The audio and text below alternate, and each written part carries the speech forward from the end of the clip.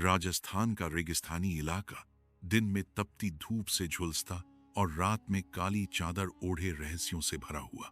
भाटों की ढाणी एक छोटा सा गांव, जहां मकान मिट्टी और पत्थरों से बने थे, छतें खपरेल से ढकी हुई थीं और गलियां सौंकरी व टेढ़ी मेढ़ी थीं। दिन में यह गांव उतना ही साधारण लगता था जितना और गांव, लेकिन जैसे ही रात आती माहौल बदल जाता। शनिवार की रात तो मानो इस गांव के लिए किसी श्राप से कम नहीं थी। लोग सूरज ढलते ही दरवाजों पर नींबू मिर्च टांग देते, तुलसी के चौरे पर दिया जला देते और बच्चों को जल्दी घर के भीतर भेज देते। बड़े बुजुर्ग कहते, इस रात आत्माएं खुलकर घूमती हैं। अगर किसी की नजर उनसे मिल गई तो वह जीवन भर चैन से नहीं जी सकता। गांव के बीचों बीच एक चौपाल थी, जहां दिन ढलते ही लोग इकट्ठा होते और हुक्का गुड़गुड़ाने के साथ किस्से कहानियां सुनाते। वहीं सबसे ज्यादा चर्चा होती भूतिया कुएं की। गांव के उत्तर छोर पर एक टूटा फूटा कुआं था, जिसके चारों ओर बबूल और पीपल के पेड़ उगे हुए थे। झाड़ियों ने उस जगह को और भयावह बना दिया था। बच्चे तक उस ओर नहीं जाते थे। कहते हैं कि दशकों पहले उसी कुएं में एक लड़की चंपा को जिंदा फेंक दिया गया था। उस रात से लेकर आज तक गांव वाले मानते हैं कि हर शनिवार की आधी रात को चंपा की आत्मा लौटती है। कुएं से रोने की आवाजें, गहनों की झंकार और कभी कभी चीखें सुनाई देती हैं। कई बार गाय भैंसें जो उस ओर चली गईं, कभी वापस नहीं लौटी। 2-3 लोग भी रहस्यमय तरीके से वहां मरे पाए गए। बुजुर्ग रामकिशन अक्सर चौपाल पर यह किस्सा सुनाते। बच के रहना बेटा, उस कुएं से चंपा की आत्मा निर्दोष मर गई थी। उसका श्राप है कि जो कोई उसकी आखिरी चीख सुन लेगा, उसकी मौत निश्चित है। देखो बेटा, शनिवार की रात उस कुएं का नाम तक मत लेना। चंपा की आत्मा पीछा नहीं छोड़ेगी। जग्गा जोर से हंस पड़ा। काका, आप लोग तो अभी भी पुराने जमाने में जी रहे हो। भूत प्रेत कुछ नहीं होते, ये सब बस डराने की बातें हैं। हाँ, अगर आत्मा सच में है तो क्यों नहीं सबको दिखाई देती? चलो इस शनिवार हम ही देखते हैं, सारा सच सामने आ जाएगा। मोहन ने घबरा कर कहा। पागल हो गए हो क्या? ये जगह वाकई खतरनाक है। मेरी माँ ने सख्त मना किया है। लेकिन राकेश ने बात काटी। डरपोक कहीं का, बस यही तो मौका है सबको साबित करने का कि भूत प्रेत जैसी कोई चीज नहीं। अगर हम लोग वहां गए और कुछ नहीं हुआ तो गांव में हमारी इज्जत और बढ़ जाएगी। आखिरकार उनकी जिद जीत गई। तय हुआ कि आने वाले शनिवार की आधी रात को वे चारों भूतिया कुएं पर जाएंगे और सच्चाई का पता लगाएंगे। मुझे अच्छा नहीं लग रहा। माँ कह रही थी कि आज बिल्कुल मत निकलना। जग्गा ने हंसते हुए कहा। तेरी माँ तो हर चीज से डराती है। चल, आज देख ले सच्चाई। वे धीरे धीरे अंधेरे रास्ते पर चल पड़े। दोनों तरफ ऊंचे बबूल और पीपल के पेड़ खड़े थे। हवा चलती तो पत्तों से अजीब फुसफुसाहट निकलती, जैसे कोई पीछे पीछे चल रहा हो। सुरेश ने मजाक में कहा, अरे मोहन, डर मत। अगर कोई आत्मा आई तो तेरे गले में माला डाल देगी। मोहन कांप गया, लेकिन आगे बढ़ना पड़ा। भूतिया कुएं के पास आखिरकार वे उस बदनाम जगह पहुंच गए। कुआं वाकई भयावह लग रहा था। तभी अचानक धीरे धीरे रोने की आवाज आई। चारों दोस्त सन्न रह गए। मोहन कांपती आवाज में बोला, तुमने सुना? कोई औरत रो रही है। जग्गा ने हिम्मत दिखाने की कोशिश की, ये बस हवा है। लेकिन तभी कुएं के अंदर से गहनों की झंकार सुनाई दी। Now I'm shaking them. देखो, वहां कोई है। कुछ नहीं है, ये बस तेरे डर की आंखें हैं। जाओ यहां से। कौन है वहां? उसने जोर से पुकारा। कोई जवाब नहीं, बस कुएं से फिर वही गहनों की छनक। मैं कह रहा हूं, चलो यहां से, ये ठीक जगह नहीं है। रुक, अगर आत्मा है तो सामने आए, हम भागेंगे नहीं। इतना कहना ही था, औरत का साया बन गई। औरत धीरे धीरे कुएं से ऊपर उठ रही थी। उसके पैर जमीन पर नहीं पड़ रहे थे, वह हवा में तैर रही थी। मोहन की सांस रुक गई।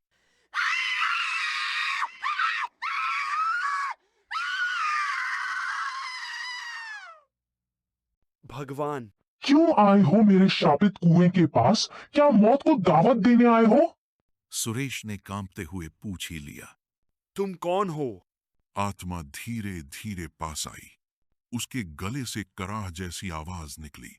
मैं चंपा हूं, इस गांव की श्रापित आत्मा। सालों पहले मैं इसी गांव में रहती थी। गरीब घर की बेटी थी माँ, बाप गुजर गए थे। रोजी रोटी के लिए ठाकुर के यहाँ काम करती थी, लेकिन ठाकुर की नजर हमेशा गंदी रहती थी। एक रात उसने जबरदस्ती करने की कोशिश की। मैंने विरोध किया। उसने मुझे तांत्रिक विद्या का दोषी ठहराया। गांव वालों को उकसाया कि मैं चुड़ैल हूँ। लोगों ने पत्थर मारे मुझे घसीटकर इसी कुएं तक लाए और मुझे जिंदा इस कुएं में फेंक दिया गया। डूबते डूबते मेरी आखिरी चीख थी, मैं निर्दोष हूँ, तुम सबको चैन से जीने नहीं दूंगी। हर शनिवार की रात लौटूंगी और जो कोई इस कुएं के पास आएगा मौत से बच नहीं पाएगा। भगवान बचाओ, मैं तो यहाँ मजबूरी में आया था, मुझे छोड़ दो। किसी को नहीं छोड़ूंगी। जो यहाँ आया है उसका खून मेरे श्राप का हिस्सा है। राकेश ने अचानक भागने की कोशिश की, लेकिन तभी रुक जा, अकेले मत भाग। लेकिन राकेश का डर अब किसी की सुनने लायक नहीं था। राकेश भागते भागते अचानक ठोकर खाकर गिर पड़ा। उसने घबराकर पीछे देखा। वहां हवा में तैरती सफेद साड़ी वाली आत्मा उसके ठीक ऊपर मंडरा रही थी। राकेश ने चीख मारी, रुक जा, अकेले मत भाग।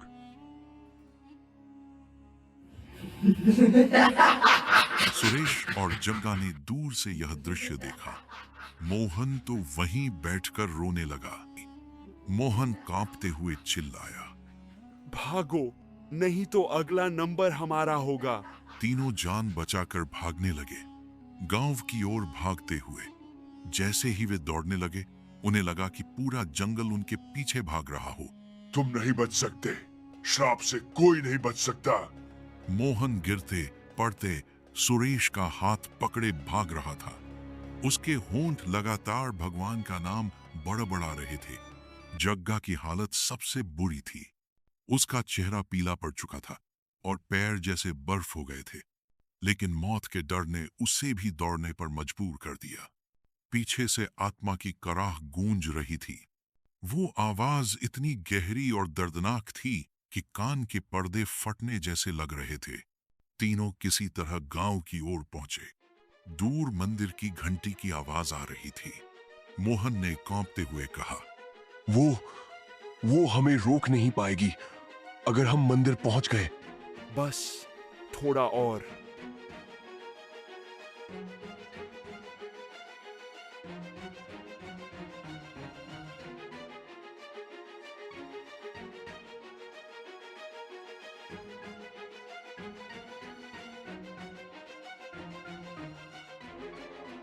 तुम मुझे झूठा कहते थे, मजाक उड़ाते थे।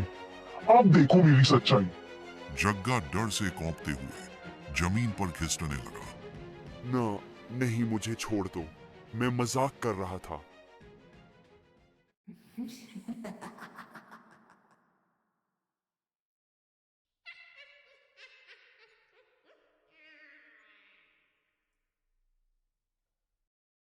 आत्मा ने जग्गा को पकड़कर हवा में उठाया और जोर से जमीन पर पटक दिया। उसकी हड्डियां टूटने की आवाज साफ सुनाई दी। अब जग्गा का शरीर भी निष्प्राण पड़ा था। अब सिर्फ दो, सुरेश और मोहन, अब दोनों भागते भागते गांव के मंदिर के पास पहुंच गए। मंदिर के द्वार पर जलती हुई ज्योति देखकर मोहन घुटनों के बल बैठ गया और रोते हुए बोला, देवी माँ, हमें बचा लो, हमसे गलती हो गई। आत्मा मंदिर के बाहर खड़ी हो गई, जैसे किसी अदृश्य शक्ति ने उसे भीतर आने से रोक दिया हो। उसकी आंखों में और क्रोध भर आया। वह हवा में लहराते हुए बोली, तुम दोनों ने मेरी नींद तोड़ी है। अब श्राप पूरा होगा। आज नहीं तो कल तुम भी मरोगे। इतना कहकर मारती हुई अंधेरे में गायब हो गई। सुरेश और मोहन मंदिर के द्वार पर बेहोश होकर गिर पड़े।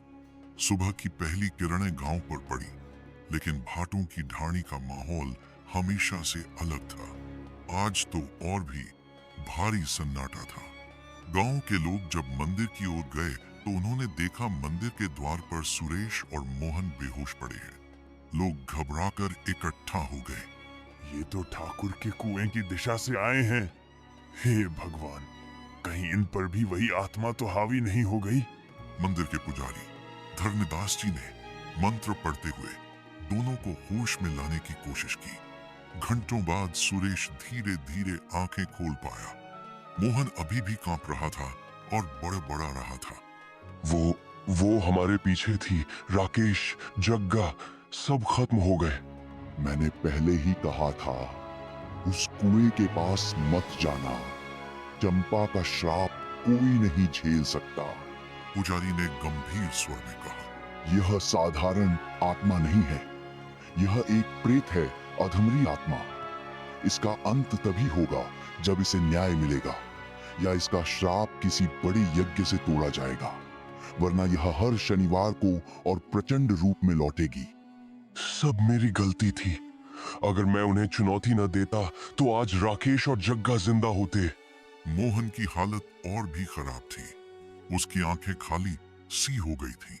वह लगातार बुदबुदा रहा था। वो हमें छोड़ेगी नहीं।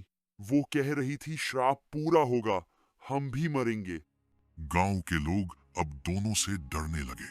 किसी ने कहा, इन्हें गांव में रखना ठीक नहीं। ये तो आत्मा की पकड़ में आ चुके हैं।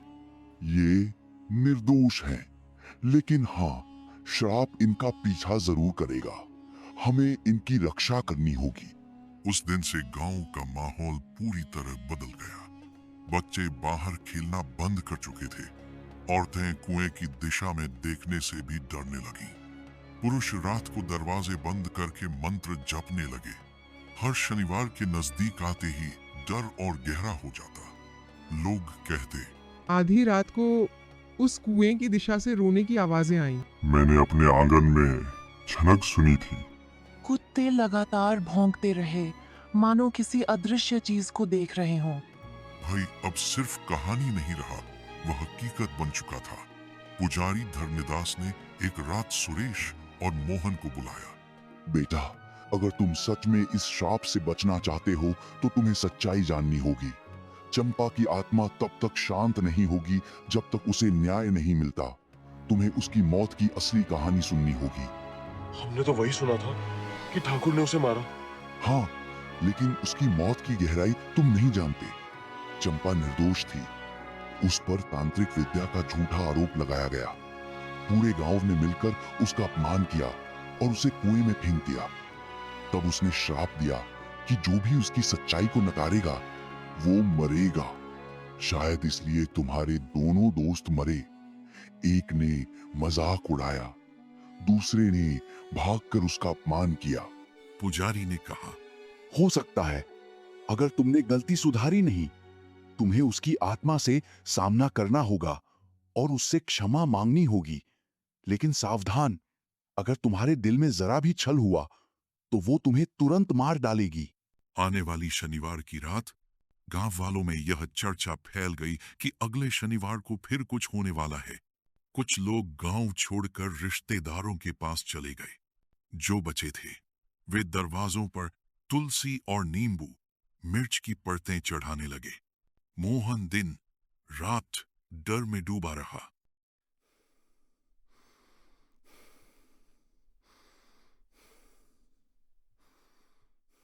वो आई, उसके बाल, उसकी आंखें। मोहन, अगर हमें बचना है तो हमें उसका सामना करना ही होगा। भागकर कुछ नहीं होगा। मोहन कांप गया। नहीं, मैं फिर से उस जगह नहीं जाऊंगा।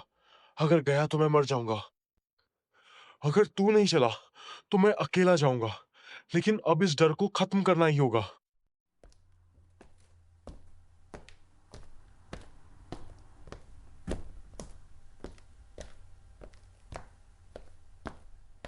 सुरेश ने मंदिर में जाकर पुजारी धर्मदास से आशीर्वाद लिया। याद रखना बेटा, आत्मा को शक्ति बल से नहीं बल्कि सच्चाई और पश्चाताप से हराया जा सकता है। तुझे डरना नहीं है। मैं अपनी जान देकर भी अपने दोस्तों की आत्मा को शांति दिलाऊंगा।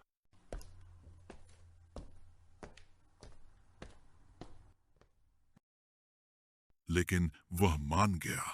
कुएं की ओर बढ़ते कदम। आधी रात नजदीक थी।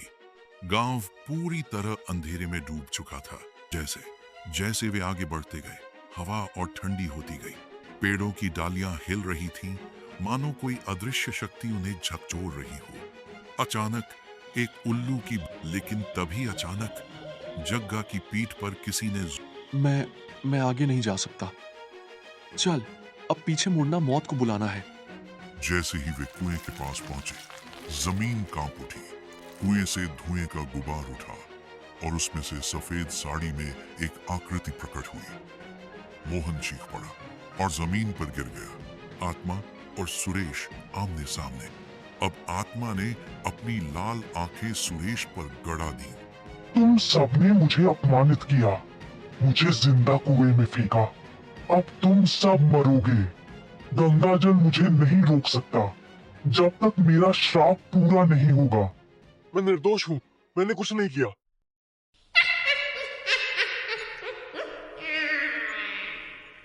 तुमने मेरा मजाक उड़ाया, तुमने मुझे चुड़ैल कहा।